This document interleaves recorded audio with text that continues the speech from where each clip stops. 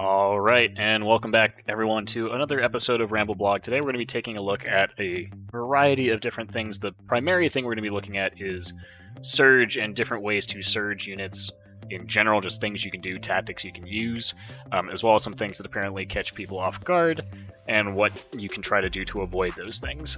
In addition to that, we're going to talk about some of the more specific tactics you can use with movement and how you can kind of control how your units move and where they position, especially during charges specifically, and also some things to just be aware of, some things that some people might call gotcha moves, but rather just understanding how units will position when they complete charges is also a really important aspect of the game.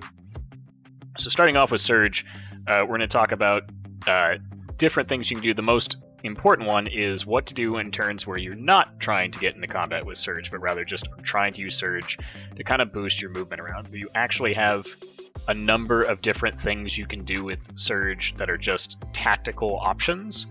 So for instance, the most common one that I like to use is called just the bump. So for instance, here you have a giant, let's say this Pharaoh's off over here.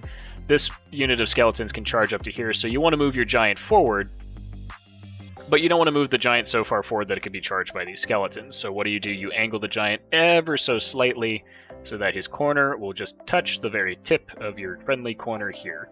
This gives you still enough pivot room with this unit on its following turn that it can still go places, and gives the giant enough room as well because there's this angle here that is created that allows them to still pivot after connecting. So in this case, the giant can now be safely shoved up. In this case, we would do a Surge 8 to represent a Cursed High Priest, or basically anything in the Undead or the Empire of Dust list. And voila, the giant moves forward exactly 4 inches, as much as it can, before it bumps into the unit here.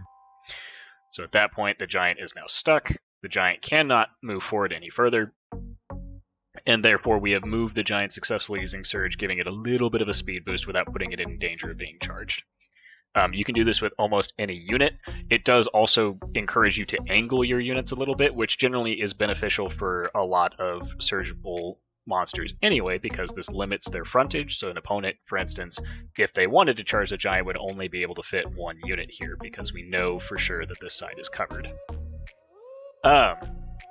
This also doesn't limit you from walking through your unit on a following turn to surge something else. So for instance, if instead of charging this cab just walked forward, you can still walk the giant through your unit to then pivot and move forward to be within an inch to surge. So there's still plenty of options there. The next thing we're going to talk about is the shoot and scoot. This is probably the single most common way we see Surge played these days, which is you move forward a unit that has shooting attacks, such as this Regiment of Chariots. You then fire those shooting attacks in the shooting phase, so taking shots at the skeletons, for instance, and then surge the skeletons and the chariots into the skeletons. This removes the possibility of rolling nerve on the unit, but does at least give you some extra damage before you incoming. This one's fairly common. A less common one that I see players not use nearly as often is positional shoot and scoot. So instead of shooting and scooting into a combat, you surge and then shoot, and understanding what options that gives you. So for instance, being able to move just up to trees and then surge into them allows you to ignore the penalty for starting in a covered piece of terrain, because you started your shooting phase in the terrain, you didn't move into it, you were surged into it. So this allows you to take pot shots out of it, therefore not incurring the terrain penalty for firing through difficult terrain on that turn. You can do the same thing on hills, where you can start behind a hill and then surge just onto them. So if you couldn't quite make it to the hill, you can then push yourself to where suddenly you are on the hill and now can shoot things. So you're just buying yourself a couple different options there. You can also use this for charges, where if you don't have any guaranteed flank charges, you can at the very least, let's say that we can't quite, with this RevCab unit, we don't want to charge these RevCab because we'll be hindered coming out.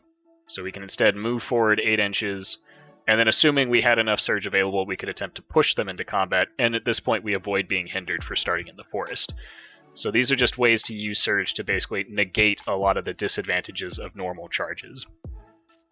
or normal shooting in some cases as well, though that's a little bit more limited on surging shooting options. Then we get to the real fun surge stuff, right? The stuff that everyone actually looks for, which is the how do you turn this into a flank? The most common way is to just walk right up and pivot on your inch and have your arc just outside of the flank of the unit. And now we have started, we're at the beginning of the turn.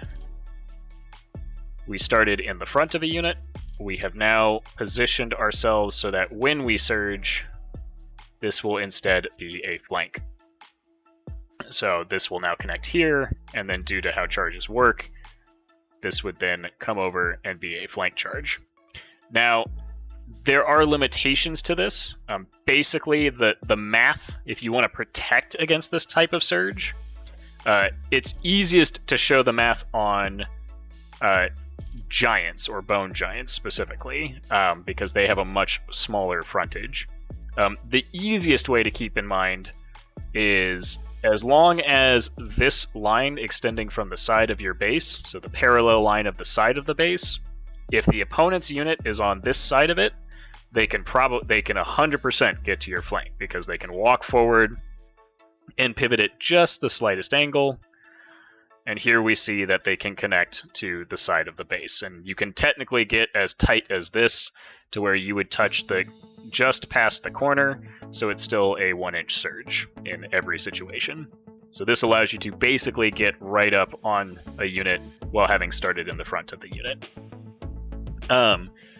Technically, because you're not actually measuring from... this is one way to do it, but there's a second position that's a little bit harder to achieve, which is from the unit, and unfortunately this model has a big skull in the way, so we're going to rotate it. Technically, you don't have to get past this line, you have to get your center point past this line, which is a lot harder to determine at a glance where this is going to be. So smaller units like giants, it's typically a lot easier to try and just surge into the flank by hitting past the line, so past the parallel point, because as we'll see, by the time we get to where this would have been in the flank anyway, we're already almost just touching the corner, if not moving past it to surge. So in this case, there's barely any difference. But with units that have a much wider frontage, it's actually it's less likely that you're going to be this far over to begin with, though if your opponent gives you that, then sure, you take it anyway. And much more likely that you're going to have your center point past the line, so making it a lot easier to visualize. But you can technically do it here as well. It's the same concept. You're moving past the center line and then connecting the flank, and then turning and connecting. This is probably the major number one use for surging units, or it's the main point of surging units, is to try to get flanks like this, because it helps compensate for the, on average, lower output of surge units. There are some surgible units that don't meet that criteria, like Wights or Enslaved Guardians, and for the record, I think those units should be melee 4, just because it helps encourage the type of play that requires this type of finesse to actually win games. But still, they have the option, and they're really good when they get those flanks, so just make sure to not let your opponent get those. The less likely surge, but tends to happen just in the middle of combats rather, is the backup and pivot surge. This is most common on things like the Bone Giant or Shobek, but it can be common on other units as well. So if you've got a unit right here, and your opponent wants to charge this with surge, normally it couldn't see these, so it can't just back up and pivot like most units can, but it can back up, pivot, and then walk forward and surge. So it's always important to just keep in mind that, especially if it's on a square base, units can do this. They can back up, take a 90-degree pivot, walk forward, be within an inch, and surge, and now they're in the flank of something. This is, however, only achievable with either a square base or something with a longer base like a chariot, as other units won't be able to complete the pivot. So a chariot base can literally just pivot on the spot and walk forward. Doesn't even technically have to withdraw, though it could withdraw an inch first and then do it. So if this was a chariot surgible monster, like the undead behemoth, that would be an option. But a unit like, for instance, chariots, while they are able to complete a normal corkscrew charge by backing up an inch and being able to see the opponent and then charge it, they would not be able to pivot and then surge. This is not a legal move. You would have to end clear of this unit. So not like clear in terms of pivoting, but rather clear as you must be at least an inch away after we do this. And since we can't withdraw 2 inches, we cannot do that. Nimble units, I think, are the ones that are most confusing for players to kind of grasp if they can or can't manage to pull off some sneaky things. I think a lot of people are always wondering if it's possible to, let's say you have these 2 fast units in play, and let's say these chariots have nimble. If you withdraw 1 inch and try to sidestep, you will only go 4 inches, and then you can nimble in just such a way you should not be able to nimble past the center line. Well, maybe you can. Maybe it looks like you just barely can on there. Well, hold on. That'd be very tight. Yeah, there we go. So yeah, it would be 2 inches, but you could theoretically withdraw, sidestep, and nimble pivot. However, to do this, you have to have a base that's longer than your opponent's base. I don't think it's mathematically possible otherwise. These chariots are actually wider than these RevCavs, so they have a little bit more frontage.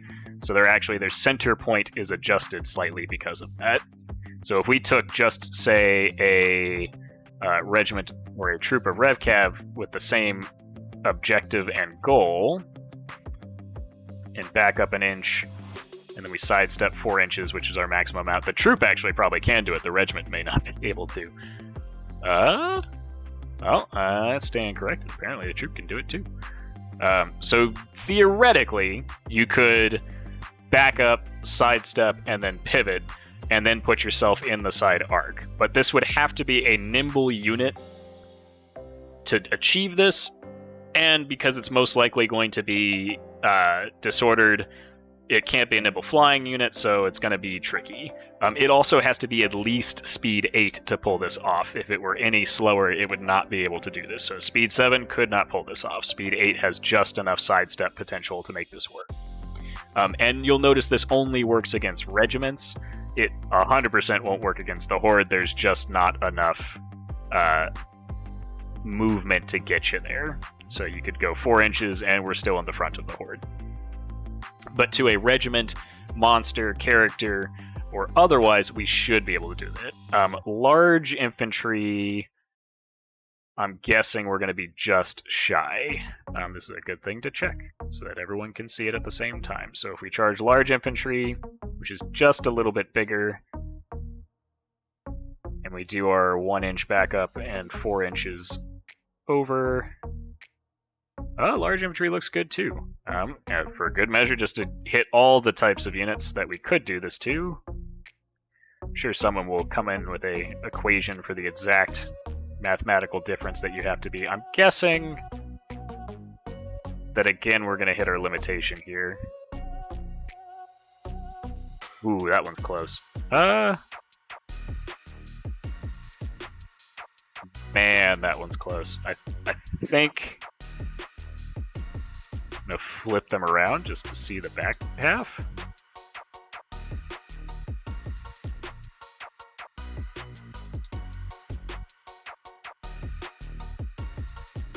I'd have to check a stick there, but I would say that that's just barely not enough. And I could have someone check that, but it looks like the angle would just be off to do for a 150 horde of large cav or something along those lines. Speed 10 nimble things like a dragon, for instance, so a bone dragon would be able to do something like back up, sidestep 5 inches and should be able to get to the flank of almost any unit of the game, which is one of the benefits of the Bone Dragon. As long as you're not grounded, then you would be able to do this. Now, the problem with the Bone Dragon is that it gets its nimble from flying, so if you are grounded, then you're not going to be able to use the nimble pivot to get to the flank, so you're safe. But these are all the nifty little tricks with Surge, excluding, and there is an honorable mention in my opinion to the Big Surge. You'll notice almost all of these are trying to stay within 1 inch to limit the amount of dice needed for Surge, because Surge is a very sporadic spell.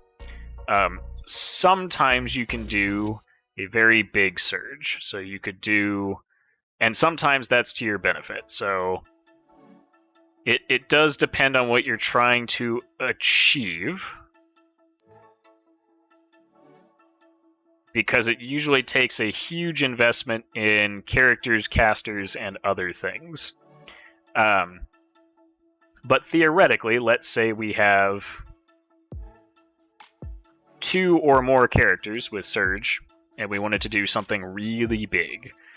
2 is already not a whole lot, in my opinion, because realistically you're looking for at least 3 to pull this kind of thing off. Because let's say I want to block off all of this with this Horde of Skeletons by surging them into these units. Therefore preventing these units from moving on their next turn and forcing them to engage these skeletons. So to do that, I don't have charge range, so I need to move and surge. So I move forward 5, the absolute most I can. I now need a 7-inch surge, sorry, 8-inch surge, probably 9, just barely 9-inch surge to get into these units. From these 2 casters, they're going to put out 16 surge dice, so I would need 8 successes, I would need 9 successes, which is just over half to actually get there.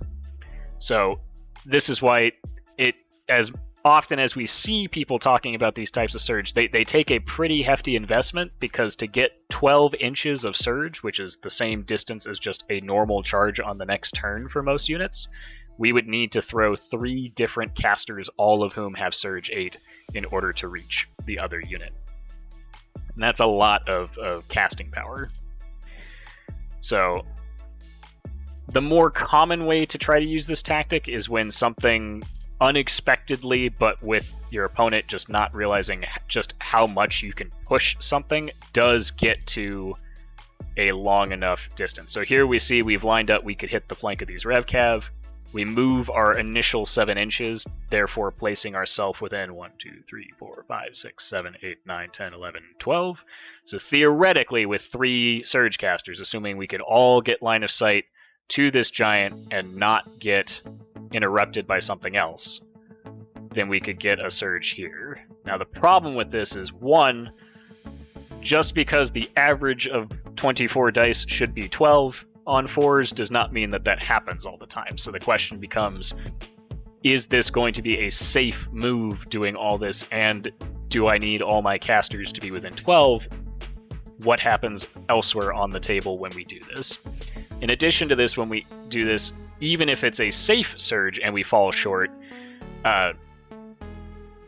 we're still sitting there for another turn, and now our opponent knows what we're going to try and can reposition accordingly, so it effectively just wastes time.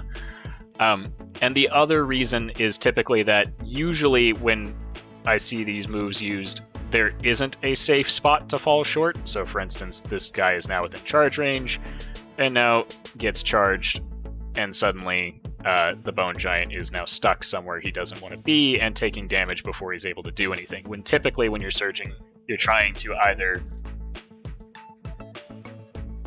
Got someone subscribing while we're doing the recording. Cool.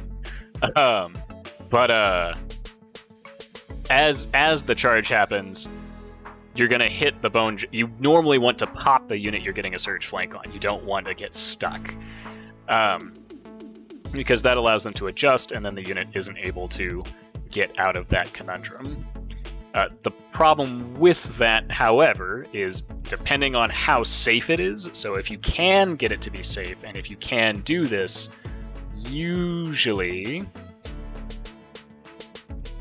if you get something nasty enough on a flank like this that can pop the unit in one turn, If your opponent wasn't prepared for it, it can cause a very quick spiral action to occur, and the game can go downhill very quickly. It is either a win big or lose hard scenario more often than not.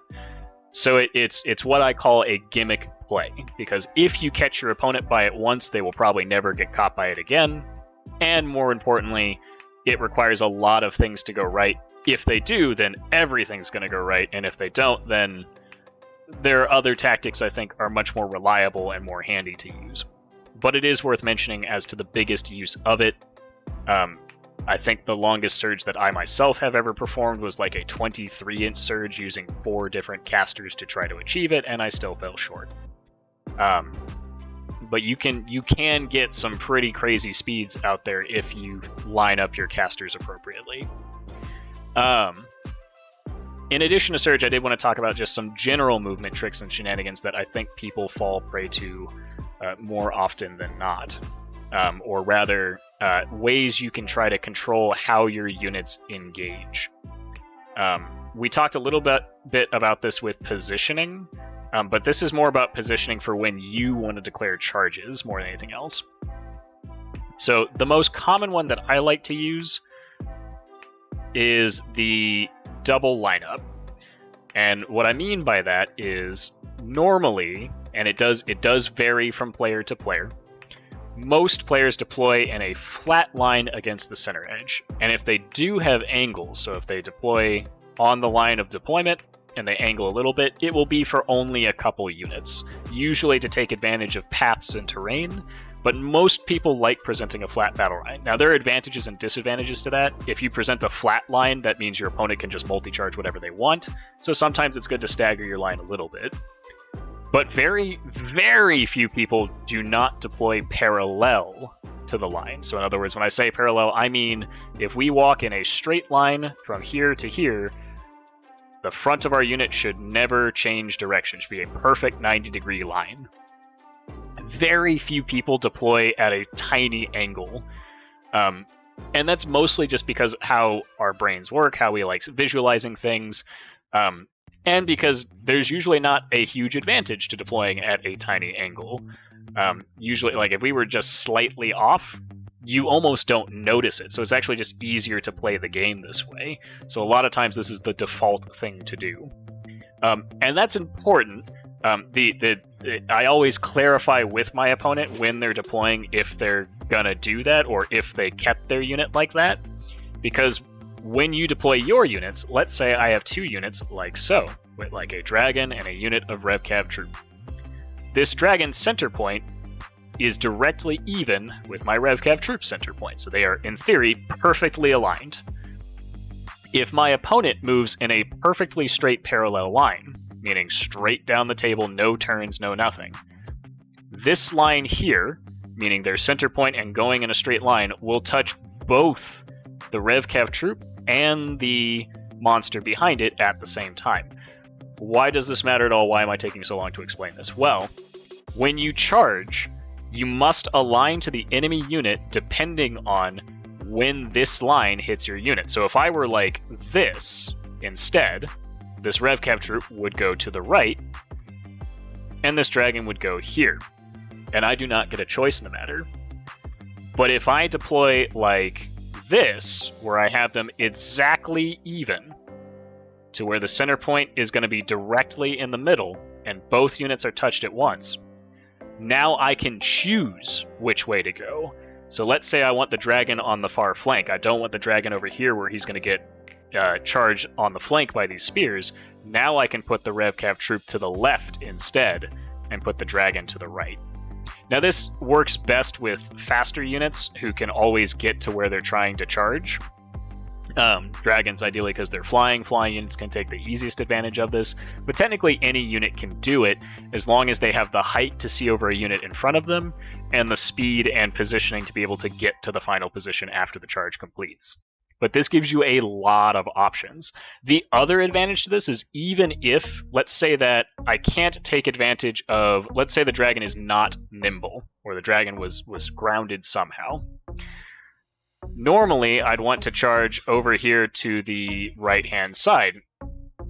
But let's say I can't complete that charge because the angle that I come in can't quite get there for some reason.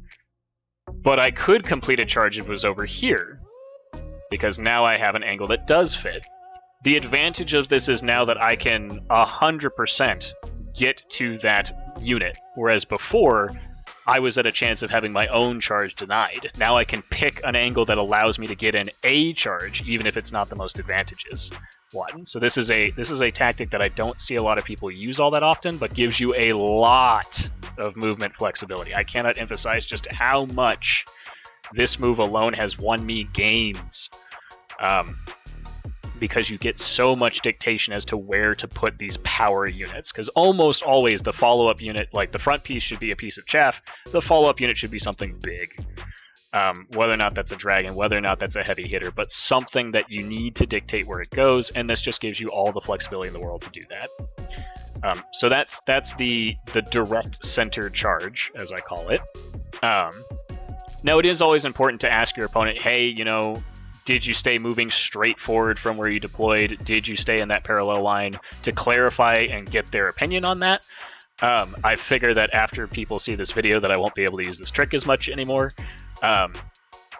But theoretically, the easiest counter to this is when you move your unit forward, you pivot ever so slightly. And now immediately the line has changed, and I have to align the RevCav to the left in this situation and a Pappy to the right, and I have no choice.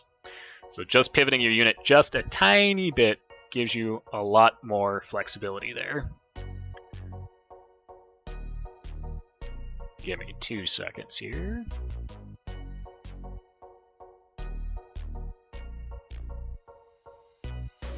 And we'll wrap this one up with a couple other tricks. But in any case, moving on to the next trick, is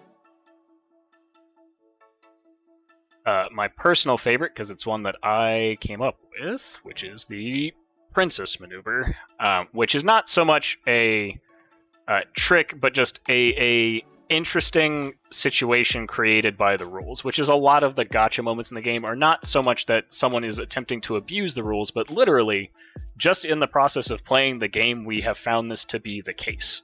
And so it's important that people learn what these things are so that they don't get shocked and surprised when they happen, so that you have an idea of just, you know, what to do when this kind of stuff can occur. So this is the Princess Maneuver. This is my coined name for it. But this is, let's say this pharaoh is in the flank of these skeletons up here. Normally, you would think these skeletons are fine, because the pharaoh would have to pivot and go this direction to get around, and there's just no way for him to do that, and he can't otherwise get to the flank. But in this case, the pharaoh actually can get to the flank.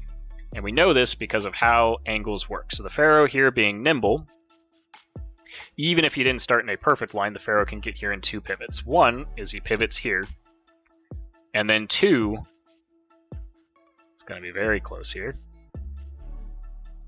And I may even have to reposition where exactly the pivot occurs.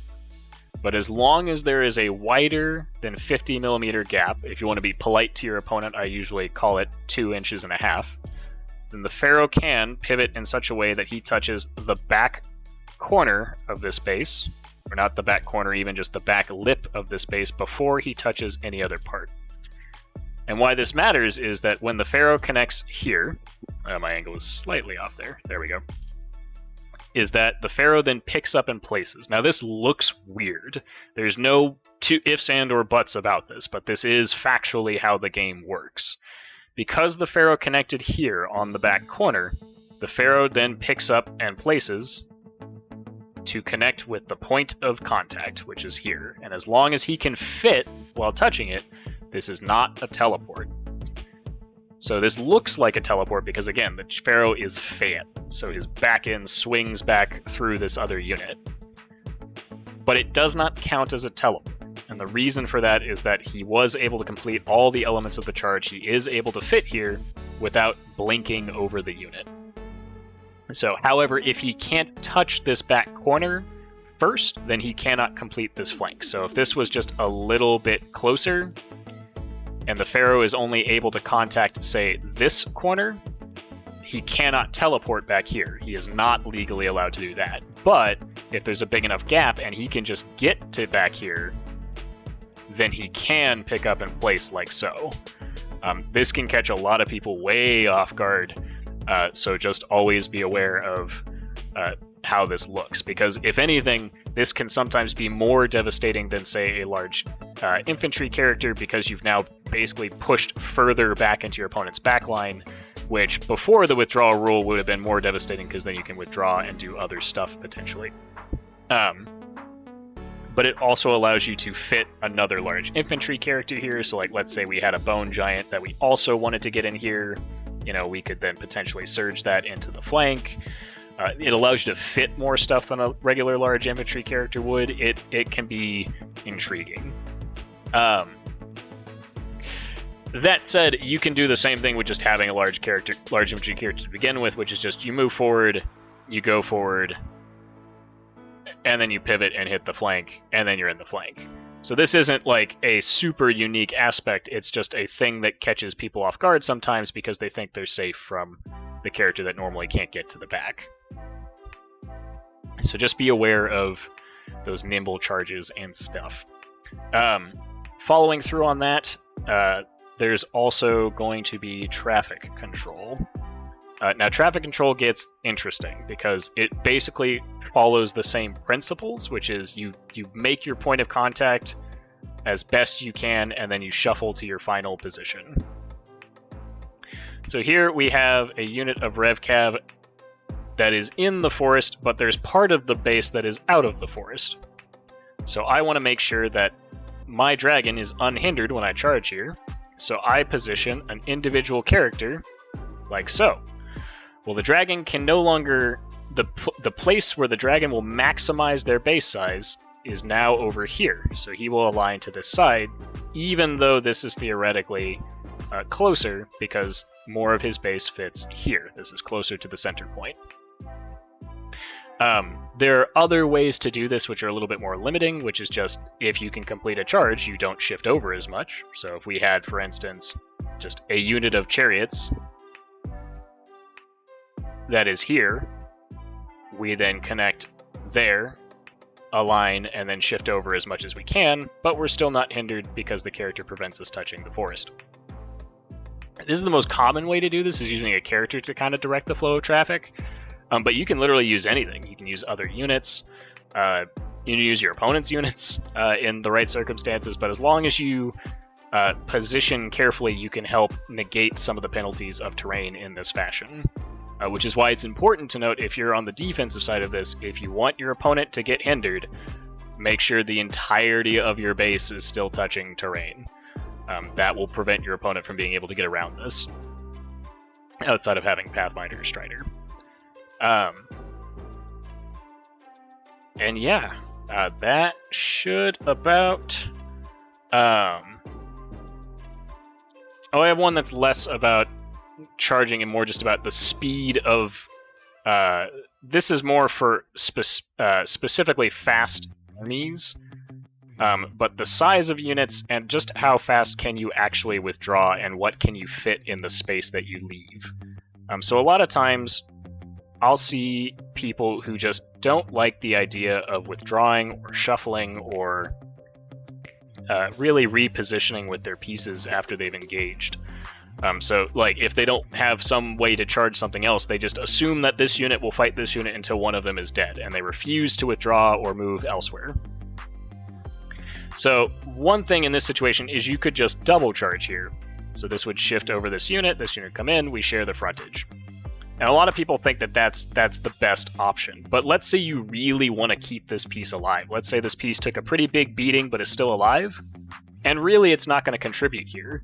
Or if we were not playing EOD, let's say that this unit had a waiver value and got wavered in the process. So you can't countercharge anyway, so you might as well, you know, you want to get this unit in, but you want to keep this one alive. You can back up an inch with your withdraw, and then additionally, because you are just a really fast unit, you can back up an additional 4 inches. This is a huge amount of space between units. This is, in fact, enough to where when you charge in this other unit, it will slide in without any issues, and this unit is now safe.